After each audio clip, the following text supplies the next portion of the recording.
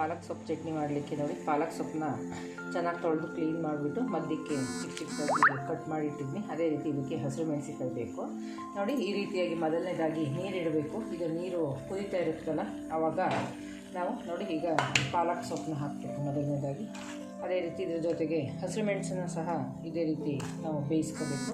ಒಂದು ಸ್ವಲ್ಪ ಸಾಫ್ಟ್ ಆಗೋವರೆಗೆ ನೋಡಿ ಹೀಗೆ ಬೇಯಕ್ಕೆ ಹಾಕಿಬಿಟ್ಟು ಒಂದು 5 ನಿಮಿಷಗಳ ಕಾಲ ಚೆನ್ನಾಗಿ ಬೇಯಲಿಕ್ಕೆ ಇಡೋಣ ಮೊದಲನೇದಾಗಿ. ಆಮೇಲೆ ಇದು ಚಟ್ನಿಗೆ ರುಬ್ಬಕ್ಕೆ ಏನೇನು ಬೇಕು ಅನ್ನೋದನ್ನ ನಾನು ತೋರಿಸಿಕೊಡ್ತೀನಿ ಫ್ರೆಂಡ್ಸ್.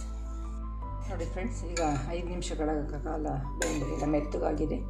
ಇದನ್ನು ನಾವು ಈಗ ಸಪ್ರೇಟು ತೆಗೆದಿಟ್ಕೊಳ್ಳೋಣ ಒಂದು ಬೌಲಿಗೆ.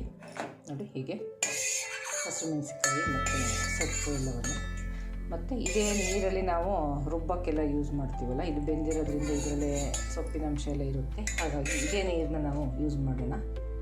ಈಗ ಬೇಕಾದಂತಹ ಮಸಾಲೆ ಪದಾರ್ಥಗಳೇನೇನು ಅನ್ನೋದನ್ನ ತೋರಿಸ್ಕೊಡ್ತೀನಿ. ಸೊಪ್ಪೆಲ್ಲನೇ ಬೇಯಿಸಿ ತೆಗೆದಿಟ್ಕೊಂಡಿದ್ದೀನಿ. ಇದಕ್ಕೀಗ ಬೇಕಾದಂತಹ ಮಸಾಲೆ ಪದಾರ್ಥಗಳು ನೋಡಿ, ಹಸಿರು ಮೆಣಸನ್ನು ಸಹ ಬೇಯಿಸಿದನ್ನು ತೆಗೆದಿಟ್ಟಿದ್ದೀನಿ.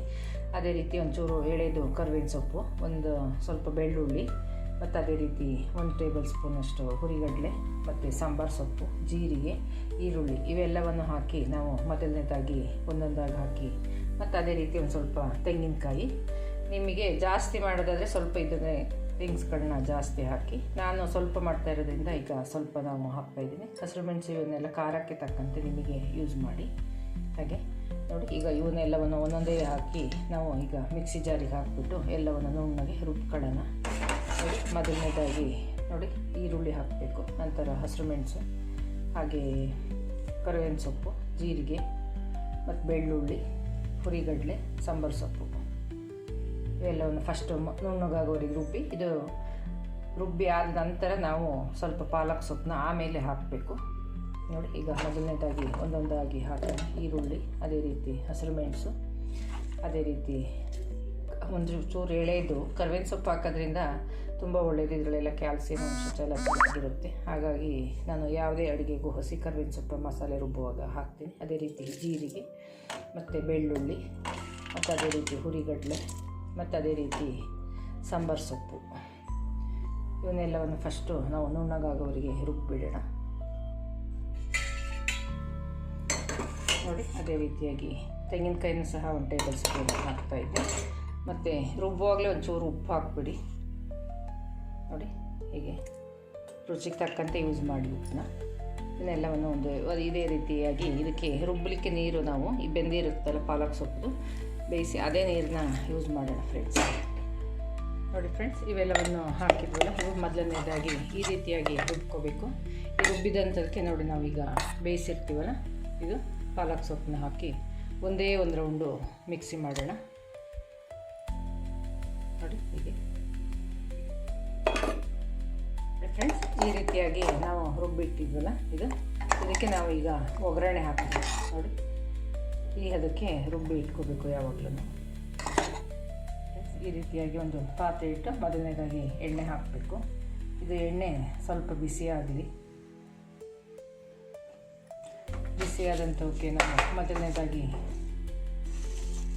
ಸಾಸಿವೆ ಹಾಕೋಣ.